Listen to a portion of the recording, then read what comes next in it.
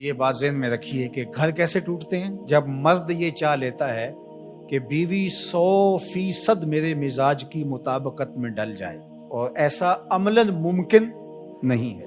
دو لوگوں کے درمیان کلیتاً موافقت ممکن ہی نہیں ہے، یہ اللہ نے نظام ہی نہیں بنایا۔ قدرت نے جو کائنات کے اندر تنوع کا جمال پیدا کیا ہے، کائنات کی خوبصورتی ہی اختلاف اور تنوع پہ ہے۔ دو حقیقی بھائیوں کا مزاج نہیں ملتا تو دوسرے خاندان سے آئی ہوئی خاتون کا مزاج شوہر سے کیسے ملے گا؟ ویسے تو مرد اور مرد کا مزاج نہیں آپس میں ملتا، اور بیوی اور شوہر جو مرد اور عورت ہیں ان کا کیسے ملے گا کلیتاً؟ ایک ماں باپ کے گھر میں پرورش پانے والی بیٹیاں اور بیٹے، ان کا مزاج کلیتاً موافقت نہیں رکھتا، تو ایک دوسرے خاندان میں پرورش پا کے اور ایک اس خاندان میں، تو ان کا کیسے کلیتاً موافق ہوگا؟ دو آدمیوں کا نشانی انگوٹھا نہیں ملتا، دو آدمیوں کی شکلیں نہیں ملتی، دو لوگوں کی آواز نہیں ملتی، تو دو لوگوں کا مزاج کیسے ملے گا؟ تو ممکن نہیں ہے۔ لیکن نفسیات کے ماہرین نے کہا ہے کہ دو لوگوں کے درمیان اگر آپ کہیں کہ تو ہم مزاج ہیں، بالکل ایک طرح سوچتے ہیں، کلیتاً موافقت ہے ان کی، تو وہ بھی 80% ہوگی، 20% پھر بھی فرق ہوگا، اور یہ کوئی کیس ہوگا کہ کلیتاً موافقت ہو، اور اگر ہوگی تو 80% ہوگی، 20% پھر بھی فرق ہوگا، تو 20% تو پھر بھی برداشت کرنا پڑے گا۔ تو جب مرد نے یہ طے کر لیا کہ عورت کلیتاً میرے مزاج کے مطابق ہو تو پھر ٹھیک ہے، پھر گھر اچھا رہے گا۔ اگر میرے مزاج سے تھوڑا سا تفاوت بھی ہوا تو گھر میں لڑائی ہوئی تو گھر کبھی بھی امن کا گہوارہ بن نہیں سکتا۔ اور اگر یہ بات عورت نے سوچ لی، جو اکثر عورتیں سوچتی ہیں، اور وہ کہتی ہیں کہ یہ مرد بالکل میری مٹھی میں بند ہونا چاہیے، یہ سوچے بھی تو میرے مزاج کی مطابقت میں ڈل کے سوچے، اور اس کے لیے ان کو کسی عامل سے تعویذ لینا پڑے، اور عامل کہتے ہیں کہ سنگ دل سے سنگ دل محبوب قدموں میں، تو شوہر تو چیز ہی کوئی نہیں ہے، تو وہ پھر وہ اس کے پاس بھی جاتی ہے کہ شوہر بالکل میری مزاج کی مطابقت میں ہو، اور اس کے لیے شوہر کی لائی کمائی ضائع کر دیتی ہیں، اور ساری زندگی یہ مسئلہ حل ہی نہیں ہوتا، کیونکہ یہ حل ہونے والا ہی نہیں ہے، یہ مسئلہ لا ینحل ہے۔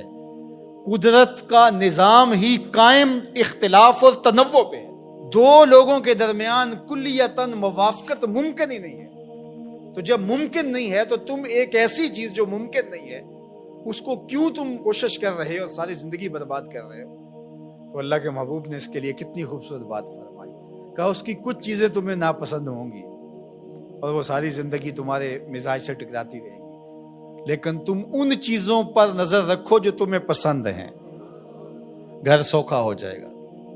اللہ اکبر۔ اور ان پسندیدہ چیزوں میں سے ایک چیز عورت کی وفا ہے، اور یہ تقریباً ہر عورت میں ہوتی ہے۔ دوسری جانب واقع کریم نے فرمایا کہ میری شریعت میں سجدہ جائز نہیں ہے، اور اگر جائز ہوتا تو میں بیوی کو حکم دیتا کہ شوہر کو سجدہ کرے۔ اس سے بلیغ انداز شوہر کے حق کو بیان کرنے کا نہیں ہو سکتا۔ اب یہ ایک فرمان سے حضور نے ایک تو ممانت فرما دی، غیر اللہ کے لیے سجدہ روا نہیں ہے، تعظیمی سجدہ بھی روا نہیں، حالانکہ تعبدی تو کبھی بھی روا نہیں ہوا، یہ تعظیمی سجدہ تھا، اور میں اگر جائز ہوتا تو میں بیوی کو اس کا حکم دیتا کہ وہ شوہر کے لیے سجدہ ریزی کرے۔ اب بتائیے کہ کس قدر بلیغ انداز ہے شوہر کے حقوق بیان کرنے کا۔ اور پھر آگے کیا خوب بات کہی، ہن لباس لکم وانتم لباس لہن، تم ان کا لباس ہو اور وہ تمہارا لباس ہے۔ قرآن تو قرآن ہے نا، کنایتاً ایک لفظ استعمال کیا، لیکن قرآن کی بلاغت، اللہ اکبر۔ لباس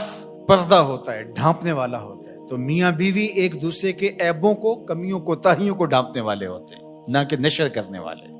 اور تیسرا لباس زینت ہوتا ہے، لباس سے زینت بڑھ جاتی ہے۔ اگر کوئی بے لباس ہو تو کس قدر اس کے وجود سے وحشت آئے۔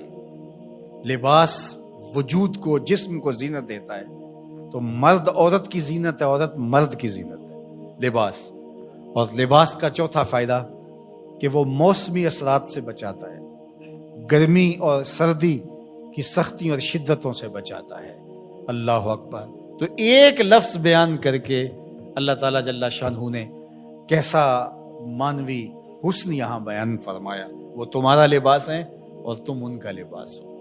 اور اگر اس مانویت کو سمجھ لیا جائے تو آج جو مغرب پراپیگنڈا کرتا ہے عورت کے حوالے سے، قرآن نے دونوں کے لیے ایک جیسے لفظ استعمال کیے، یعنی جس طرح تمہارے ان پر حق ہیں، ان کے تمہارے اوپر حق ہے۔